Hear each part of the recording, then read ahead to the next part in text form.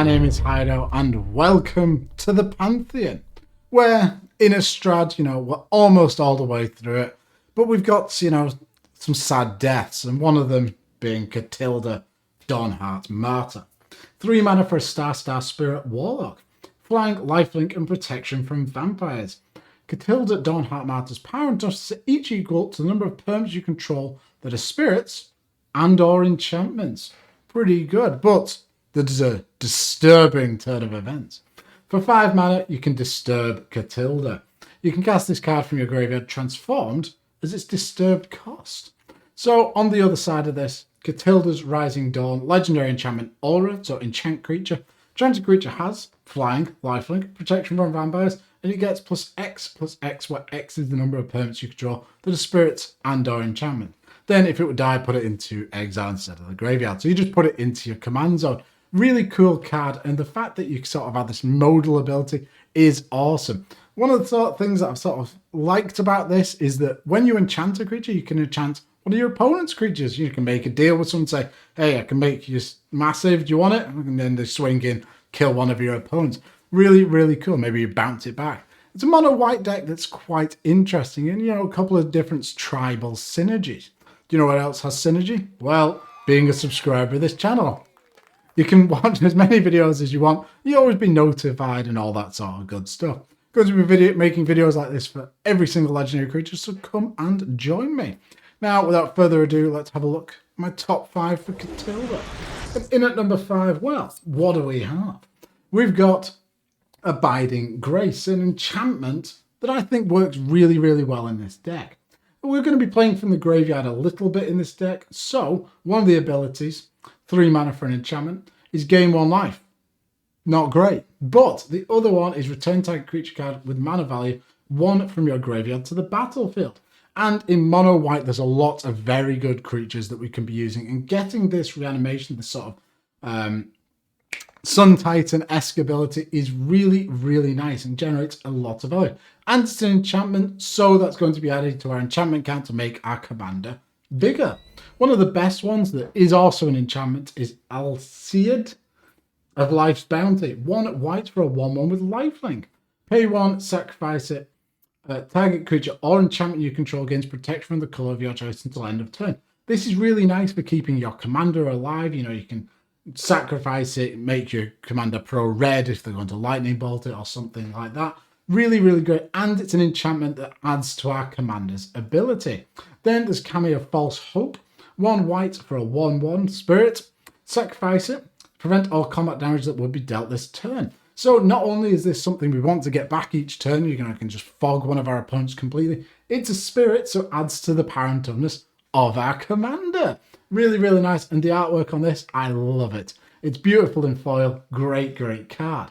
Then there's the Hopeful Eidolon. 1 white for a 1/1 spirit. Hey, so it's spirit and an enchantment. Bestow for 4 mana, so you can enchant it onto something, make it bigger. And then enchanted creature gets +1/+1 and has lifelink. And this just has lifelink as default. So all of these, while quite cool, we can use our commander's disturb ability onto them and make any of these into a massive threat. So having just 1/1s for 1, not the end of the world. Then we've got the Tragic Poet. 1 white for a human. Boo, it's no spirit. But it's a 1/1 and you can tap and sacrifice it. Return target enchantment card from your graveyard to your hand. So this works excellent with the enchantment sub-theme that we've got going on. So this is just a nice little combination. Can keep going over and over again. Returning, maybe enchantments that you sacrifice, and then returning this with the enchantment that reanimates. Then there's Dauntless Bodyguard, quite similar to the Alseid. 1 white for a 2/1 human knight. Enter the battlefield, choose another target creature you control. Sacrifice it. The chosen creature gains indestructible until end of turn. So excellent against board whites. Allows us to keep our commander around. Really nice card for the deck. Then finally, Mother of Runes, an absolute classic. 1 white for a human cleric. Tap. Target creature you control gains protection from the colour of your choice until end of turn. It's a 1/1. Well, we could maybe disturb onto this and make Mother of Runes a massive threat. Really cool card, and it's just another great 1-drop that works well in this sort of deck. Which brings me on to number 4. And at number 4, we've got spirits, because spirits, it's important to have spirits. Why? Well, it grows our commander and anything that our commander is enchanting. So having a nice little spirit tribal is quite cool. And this card is pretty rubbish, but it's a spirit that makes other spirit by casting Spirit. Spirit. Drink Spirit. 7 mana, 3/6 flyer. Wow. It's a spirit, and whenever you cast a spirit or arcane spell, create a 3/3 white spirit creature token with flying. So a nice little spirit sort of tribal thing. You can really spread out. Mono white, you've got to go deep for these sort of cards. It's not great, but the artwork's amazing. Look at all those sort of tendrils that are coming off it, and it just works well with the deck. Then we've got the Eidolon of Inspiration. 3 mana, 2/2 spirit. Being out of combat on your turn, target creature you control gets +2/+0 until end of turn. So quite a small incidental effect, and it's also an enchantment. This is quite good in the deck because our commander, we want to grow it as big as possible and then just close out games with our commander. You know, having a big flying threat is always powerful, so giving that extra +2 is really good with our commander. And it's a spirit. Then we've got the Selfless Spirit. 2 mana, 2/1, flying, sacrifice it. Creatures you control gain indestructible until end of turn. Again, protects our commander if you're going down the Voltron route, but it just maintains your entire board state. And if we're going wide with spirits, you know, making as many little spirit tokens as we can with that pile of rubbish we just talked about, well, this is going to be really good because we can allow it to get big and big and big, or the board state will get big and big and big, and then we can sacrifice this to save our entire board state. But why don't we go in the opposite direction? Celestial Kirin, 4 mana, 3/3 flyer. Whenever you play a Spirit Arcane spell, destroy all permanents with that spell's converted mana cost. Well, that's really quite cool, isn't it? But we're going to have lots of different spirits across all mana costs, so you can really play with this. Say, oh, okay, I'm going to play the Spirit that costs 3. All of your 3 just get blown up. Our commander will as well, sadly, but that's not the end of the world. Really cool card. There's also a little combination with it. There's a X-Cost Spirit, I think Ugin's Contrant, I think it's called. And that, if you play it with this on the field, well, you blow up all lands because they have 0 CMC. That has 0 CMC if you cast it for 0. Really great card. Hallowed Hunting is a 4 mana enchantment. As long as you control 7 or more enchantments, creatures you control have flying and vigilance. That's pretty good. Whenever you cast an enchantment spell, create a white spirit cleric creature token with this creature's power and toughness is each equal to the number of spirits you control. So this is, while not seeming that big of a tribal synergy, we are wanting to go into enchantments, and this makes spirits whenever we cast an enchantment. So this is amazing. It works perfectly in the deck. Then an enchantment which makes spirits is Promise of Bunrai. 3 mana enchantment. Whenever a creature you control dies, sacrifice Promise of Bunrai. If you do, create 4 1/1 colors spirit creature tokens. So that's instantly +4/+4 to our commander. And this is just sitting around waiting for something to die. Well, it's going to at least give +1/+1 to our commander. And, you know, your opponents might be, you know, a bit hesitant to destroy one of your creatures because you're going to end up with an army of little 1/1s. So there's benefits there. Finally, there's Geist Honored Monk. 5 mana for a human monk. It's not a spirit. It's a star with vigilance. Its power and each equal to the number of creatures you control. So if we're going really wide with tokens, that's wonderful. We're going to have a massive vigilant threat that maybe we could disturb our commander on. And then we've got a flying life linking +X monstrosity. And whenever it enters the battlefield, create 2 1/1 white spirit creature tokens with flying. So there you go. There's your spirit tribal. Really, really, really good. Great card, and it works well with the deck. That brings me on to number 3. And at number 3, we've got Double Strike. Because with our commander, we're going to be scaling that star. You know, it might be a 9/9 with flying and lifelink. Well, give it Double Strike and suddenly it's an 18/9 with flying and lifelink. And we're going to be gaining tons of life and potentially just one-shotting of our opponents. Duelist Heritage, one of the best cards for this. 3 mana for an enchantment. Whenever 1 or more creatures attack, you may have target attacking creature gain Double Strike until end of turn.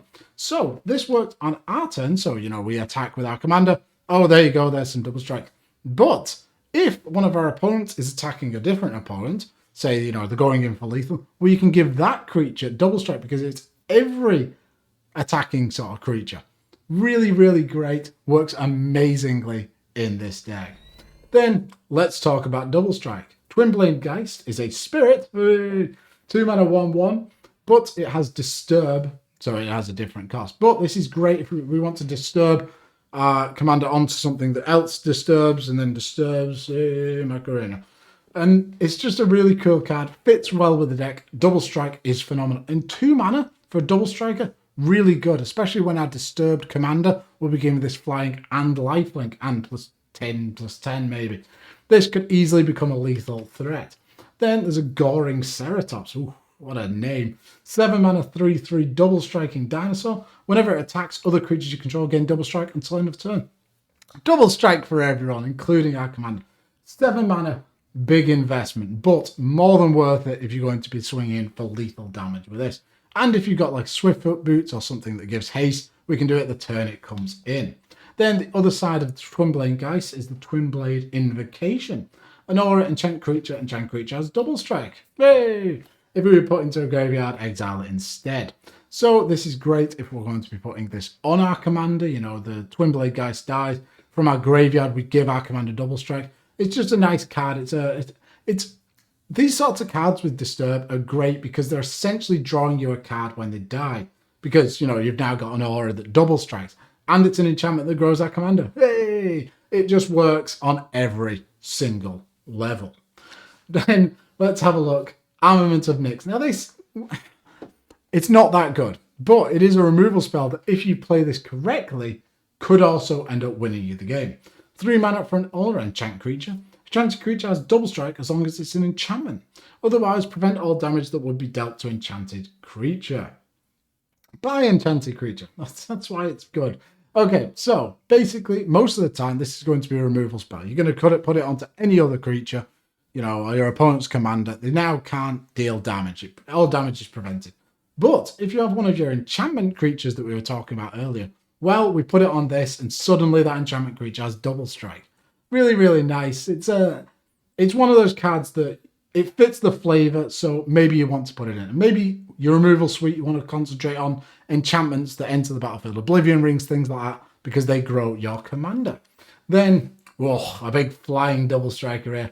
Zatalpa Primal Dawn. 8 mana for 8. Elder Dinosaur. Flying, double strike, vigilance, trample, indestructible. That's pretty goddamn good, you know what I mean? So if we can put the invocation onto this, well, it's going to be a 20 power, you know, monstrosity that's going to be swinging in with vigilance, double strike, all sorts of stuff. Lifelink as well. Amazing to put your commander on this. Then there's the Adorned Pouncer. 2 mana, 1/1, double striker. Very similar to the card we talked about earlier. You can also eternalize it so it comes back as a 4/4 token that has double strike. But just having a nice cheap double striker, it's also a little cute cat. It's really, really nice. So a great card for this deck.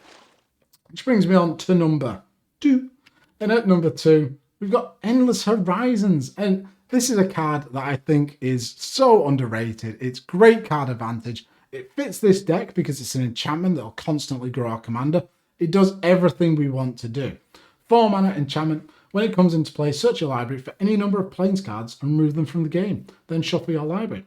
At the beginning of your upkeep, you may put a card you own removed from the game with Endless Horizons into your hand. So each upkeep, you're going to be getting a land that you can play, and each of your draw steps, you're not going to be drawing those basic lands because we've removed them all from the deck. So this just does everything you could want it to do. Slims lines the deck, make sure you hit your land drops. Amazing. And it's an enchantment, so it gives +1/+1 to our commander. Who couldn't love this card? Then, Gift of Immortality. Speaking of removal, that is an enchantment, as it just was. This is a great way of protecting our commander from removal. 3 mana aura. Enchant creature. When enchanted creature dies, return that card to the battlefield under its owner's control. Return Gift of Immortality to the battlefield attached to that creature at the beginning of the next end step. So, your opponents essentially have to remove it twice, which can be really quite hard. And because it keeps coming back to the battlefield, it's just going to sit there, giving our commander +1/+1. Nice. So this card, phenomenal. And the artwork's really nice as well. Then, nice bit of removal here. Darksteel Mutation. 2 mana for enchantment aura. Enchant creature. Enchanted creature is an insect artifact creature with base power and toughness 0/1 and has indestructible and loses all other abilities, card types, and creature types. So this can be used mainly as sort of commander removal. That's generally what I'd put it in there for. You know, you really want to stop your opponents from, well, playing the game. So make their commander into a little tiny insect. But one of our 1/1s or something like that, we could actually put this onto our own creature. It's an enchantment on the field. And then if we disturb onto our own little insect, well, we've got an indestructible attacker. Wait, no, does it have defender? No, it can still attack. Hey! It does work. What I was saying does work. So you can use this on your own creature to essentially give it indestructibility. And +1/+1. Then there's Aura of Silence. I love this card. 3 mana for an enchantment. Artifact and enchantment spells your opponent's cast cost 2 more to cast. Excellent tax, but it will make you a big target for them. Sacrifice it, destroy target artifact or enchantment. This is so good because it impacts your opponent so much. Basically, if you get this down on turn 2 or 3, they're going to be looking at it going, do I want to cast this Thran Dynamo for 6 mana? And you go, well, you can do. They go, all right, yeah, okay, for 6 mana, it's not that bad. And then you just sacrifice it and blow it up. It'll really make your opponents play in a different way, and that's what's so good about this card. Really nice artwork as well. But that brings me on to number 1. And our commander is all about getting really big, you know, getting those +1/+1s. But why don't we give it +2/+2 for every enchantment? With Eidolon of Countless Battles. 3 mana for a 0/0 spirit. Yay, it's a spirit. It's also an enchantment, so it works there. Bestow for 4 mana. So you can cast it as an aura on a creature already on the field. Eidolon of Countless Battles and enchanted creature get +1/+1 for each creature you control and +1/+1 for each aura you control. So it's not all enchantments, so it's not the best thing in the world, but it is all creatures. So if you've got a bunch of tokens that aren't spirit, well, it's going to grow your commander that way. This card is phenomenal, and Bestow is a really great mechanic. If you bestow onto your commander, say, or another creature, and that creature gets destroyed, well, usually an enchantment would, or an aura would just go to the graveyard. With Bestow, they go to the battlefield. So they've blown up a big threat. There's another big threat waiting in Eidolon of Countless Battles. So amazing card. Works fantastically. Great for the deck. Then all that glitters is gold. 2 mana for an aura. Enchant creature, enchanted creature gets +1/+1 for each artifact and or enchantment you control. Ooh, that's pretty good, isn't it? So obviously we're going to be playing a lot of enchantments, but we're also going to be playing a lot of artifacts because artifact ramp is it's the only ramp available for mono white, isn't it really, apart from, you know, things like the Endless Horizons that we talked about. This card can easily just one-shot your opponents. Then if we're playing a lot of auras and enchantments, Umbra Mystic is a great card to have in the deck. 3 mana, 2/2 human wizard. Auras attached to permanents you control have totem armor. So if the enchanted permanent you control would be destroyed, instead remove all damage from it and destroy an aura attached to it. Really nice for saving one of your creatures. Amazing card, works wonderfully. And again, to be fair, mono white, while being garbage, has a lot of nice artwork. I love this. Look at that big sort of what's it called? Falcon. Yeah, falcon. Eagle. An eagle. Look at the big eagle, the spirit eagle.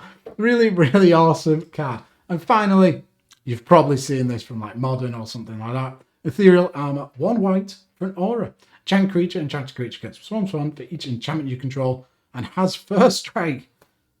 That's incredible for 1 mana. This is amazing and works perfectly with our commander.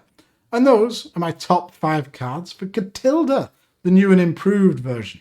Well, say improved. They've removed a colour and it's only mono white. You'll be the judge of that. But it's a really cool card, and you know, the play style is interesting. And that's what I like in commanders. Thank you very much for watching. If you enjoyed this, please do like, comment, subscribe, and I'll see you soon. Bye.